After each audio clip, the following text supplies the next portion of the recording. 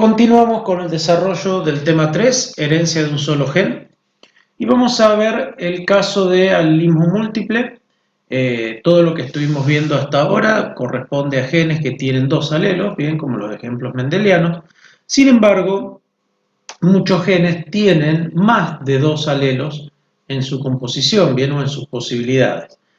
Estos se denominan alelos múltiples, bien. Tengamos en cuenta que estamos trabajando con individuos diploides, o sea que tienen dos cromosomas de cada tipo, por lo tanto pueden llevar de a dos alelos al mismo tiempo, bien, pero que en una población un gen puede tener más de dos formas alternativas y ahí se denomina ese gen locus multialélico o una serie de alelos múltiples.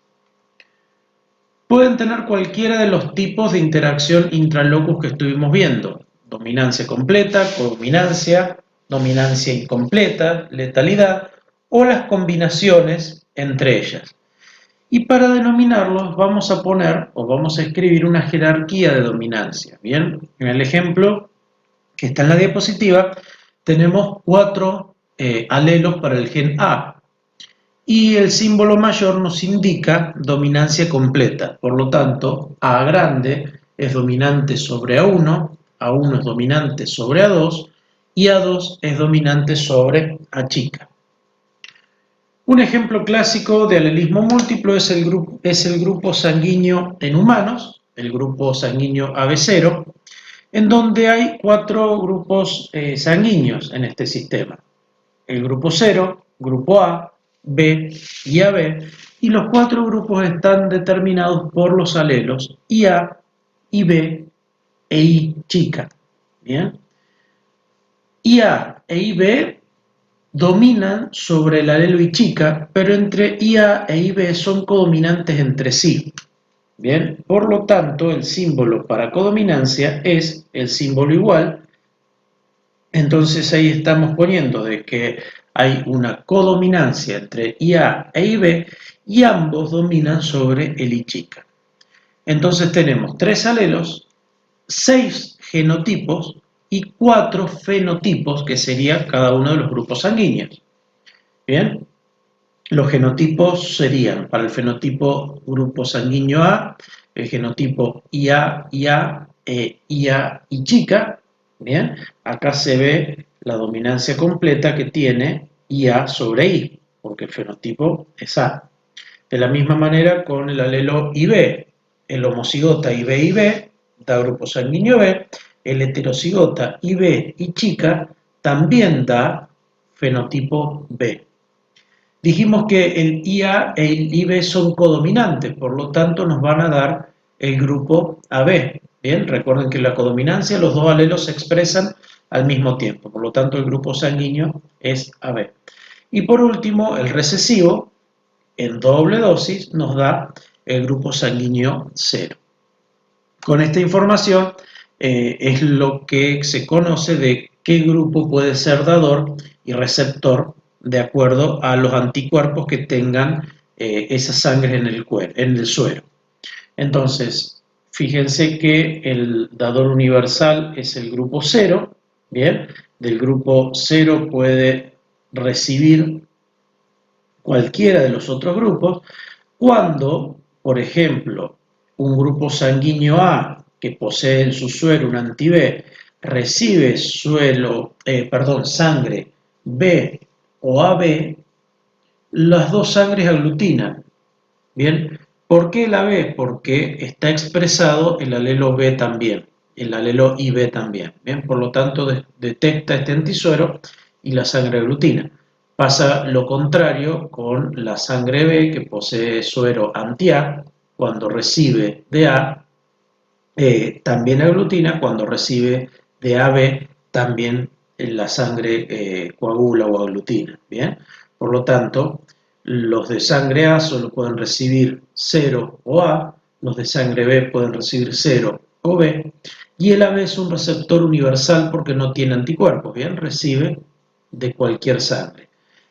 La sangre 0 posee sueros anti-A y anti-B, por lo tanto, no recibe sangre ni de A, ni de B, ni de AB, y solamente puede recibir sangre del grupo 0. Hay un cálculo del número de genotipos diferentes dado una cantidad de alelos determinados, en donde vamos a analizar este cuadrito. Con un alelo vamos a tener una sola clase genotípica, una sola clase de homocigotas y no va a haber heterocigotas.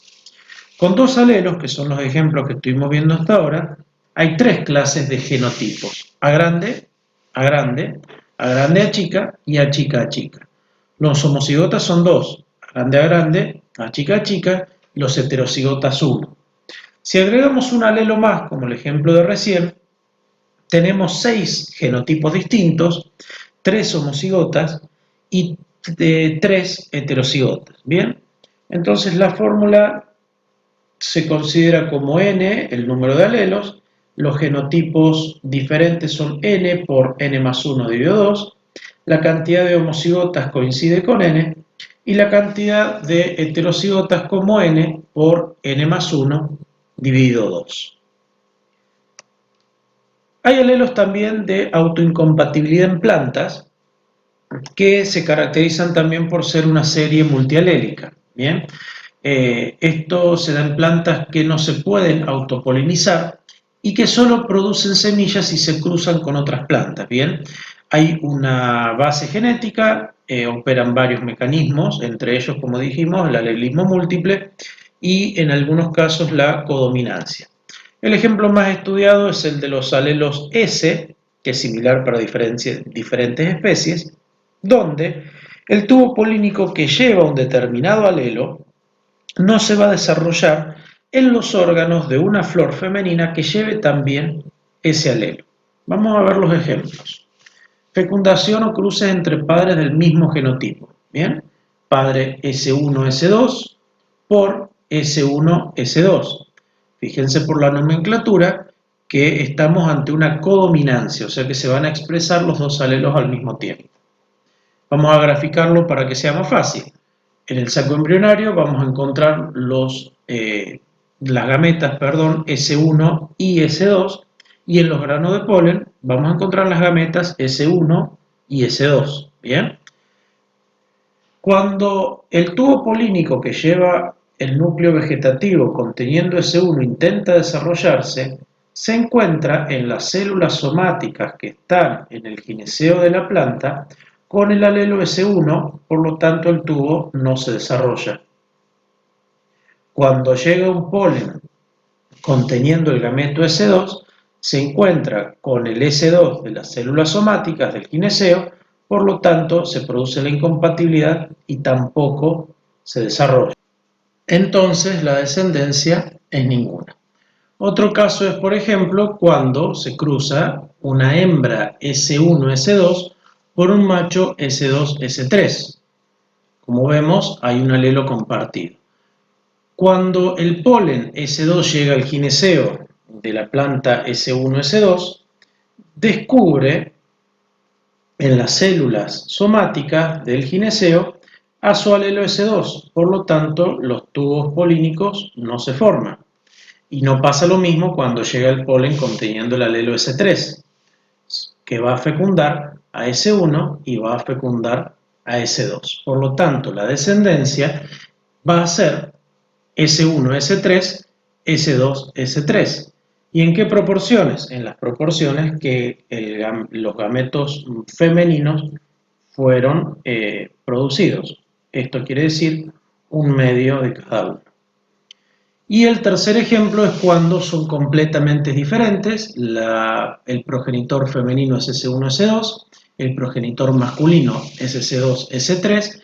No hay incompatibilidades, por lo tanto se producen los 4 tipos de descendencia con probabilidades de un cuarto cada uno.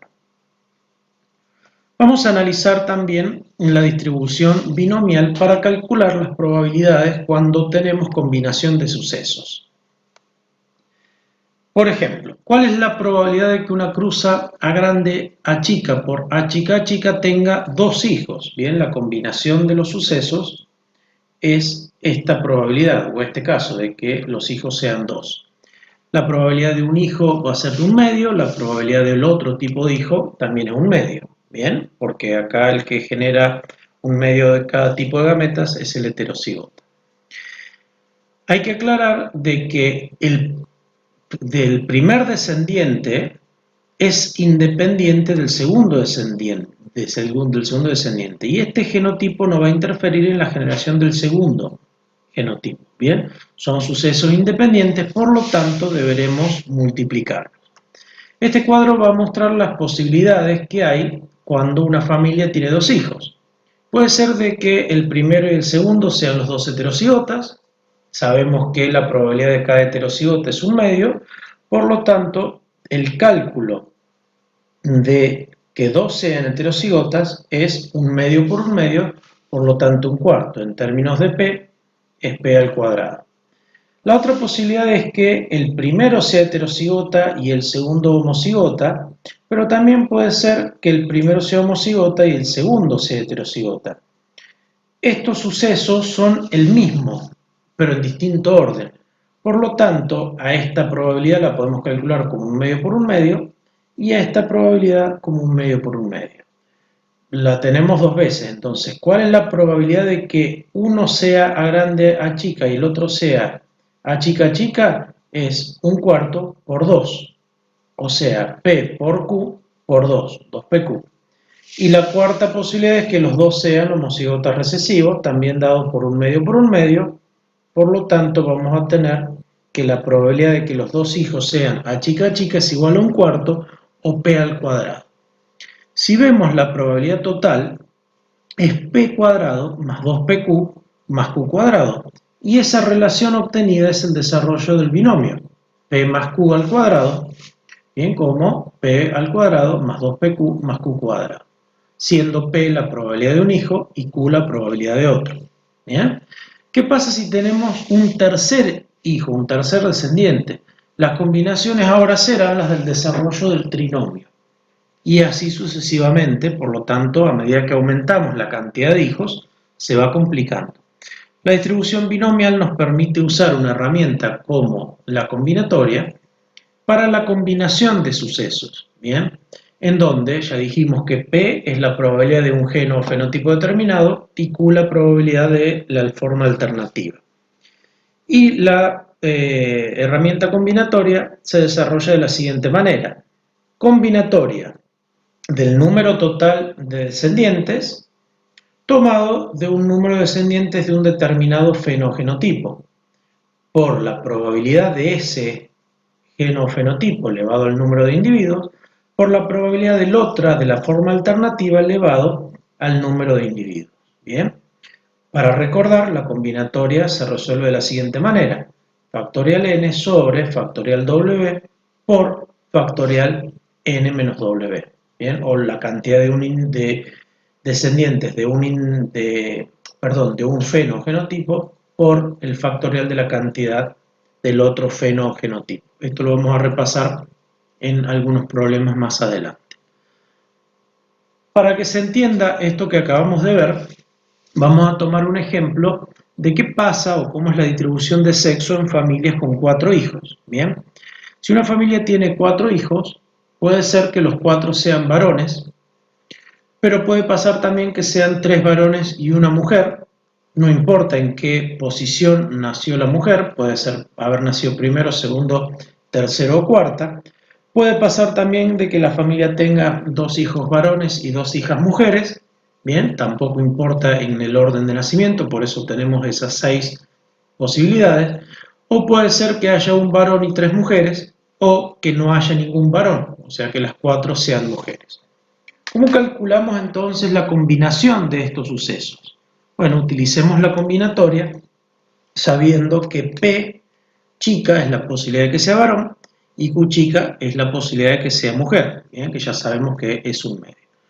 ¿Cómo planteamos la combinatoria para el primer ejemplo, cuando 4 son varones? Como la combinatoria de 4, tomado de 4 porque son 4 los varones, por la probabilidad de que sean varones elevado a 4. ¿Cómo calculamos la segunda combinación? Combinatoria de 4, tomado de 3, porque son 3 varones, por P elevado a la cantidad de varones, que es 3, por Q elevado a la cantidad de mujeres, que es 1. ¿Cómo calculamos cuando son 2 y 2? Combinatoria de 4, tomado de 2 varones, por P elevado a los 2 varones por Q elevado a 2 mujeres.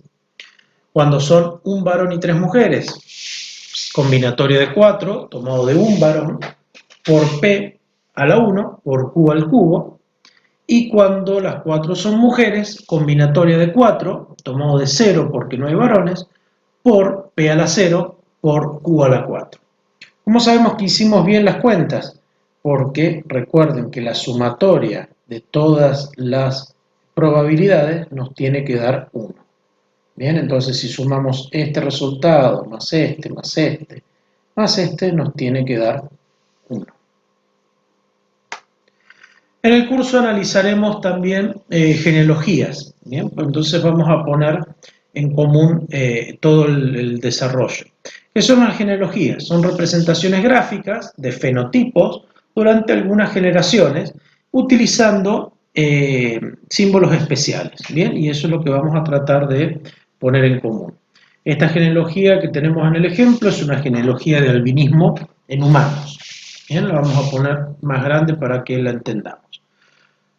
Las hembras o mujeres están representadas con círculos, los machos u hombres están representados con cuadrados. Una línea que une dos símbolos de distinto sexo son líneas de apareamiento, bien, que van a conectar esos progenitores. Y todo lo que viene por debajo de esa línea conectada por una línea común es la línea de hermandad. Bien. El orden de los nacimientos de esos hermanos va a ir de izquierda a derecha, de acuerdo al que nació primero.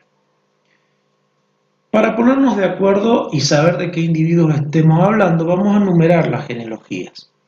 Las generaciones se van a numerar con números romanos, de arriba hacia abajo, primera generación, segunda y tercera, y dentro de cada generación vamos a utilizar números arábigos para nominar a los individuos. Entonces, 1, 2, 3, 4 para la primera generación. Cuando comenzamos la segunda generación volvemos a empezar desde el número 1 y en la tercera lo mismo. Entonces, si estamos hablando, por ejemplo, de la mujer 3-2, sabemos que estamos hablando de esta de aquí. Si vamos a hablar del hombre 1-3, sabemos que estamos hablando del número 3 en la generación 1. Los mellizos que se conectan por una línea común son mellizos idénticos, ¿bien? Que comparten exactamente el mismo genotipo, esta es la línea común. Y cuando cuando vienen de líneas separadas sin un origen común, son mellizos fraternos, o sea, son mellizos diferentes. Fíjense que acá inclusive son de distinto sexo. El rombo es sexo desconocido. Cuando hay un número dentro de un símbolo, son hermanos que están anotados en forma colectiva y tienen el mismo fenotipo. Un punto adentro del símbolo significa portador. Un punto sin símbolo es porque no hay dato debido a muerte. Bien, no se sabe cuál es el fenotipo. Una doble línea conectando individuos de distinto sexo significa apareamientos consanguíneos, en este caso entre hermanos. Puede ser entre primos o entre otros niveles de consanguinidad. Y en los símbolos que están pintados aparecen los fenotipos afectados. En este caso, los símbolos pintados son los símbolos, los individuos que presentan albinismo. Para finalizar la parte teórica del tema 3, vamos a hablar un poco de prueba de bondad de ajuste. La prueba de bondad de ajuste nos va a permitir interpretar estadísticamente los resultados de un experimento. Bien, lo que tenemos que saber es si los resultados o si las diferencias cuando hacemos un experimento son productos del azar o son diferencias reales. Bien, y de eso nos tenemos que ayudar de la estadística para poder comprobarlo. Bien, son de uso rutinario y nos van a permitir calcular o comprobar hipótesis acerca de proporciones feno o genotípicas. El estadístico que más vamos a utilizar en este curso es el chi cuadrado, ¿bien?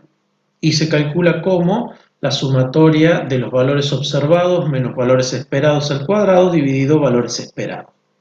Un valor alto de chi cuadrado nos dice que los desvíos entre los datos experimentales y el valor esperado, de acuerdo a la hipótesis, es grande por lo tanto que las diferencias son reales. Si el número de chi cuadrado es muy bajo, los desvíos son muy chicos y las diferencias que estamos observando son producidas por efecto del azar. Ese valor de chi cuadrado lo vamos a convertir en una probabilidad mediante la tabla del estadístico. Y vamos a utilizar un 5% de probabilidad de rechazo de la hipótesis nula, que en realidad es un 5% de probabilidad de rechazar algo que es verdadero. Si el chi cuadrado que calculemos tiene una probabilidad mayor al 0,05, no rechazamos la hipótesis nula y los desvíos que estamos viendo entre esperado y observado no son significativamente estadísticos. Bien. Ustedes tienen en la guía esta tablita del chi cuadrado que vamos a usar dependiendo los grados de libertad. Bien, esos grados de libertad van a ser el número de variables independientes. Por ejemplo, si estamos trabajando con ley de Mendel, que tiene dos alelos, vamos a trabajar con un grado de libertad. Bien, y así sucesivamente. Muchas gracias, seguimos en el próximo video.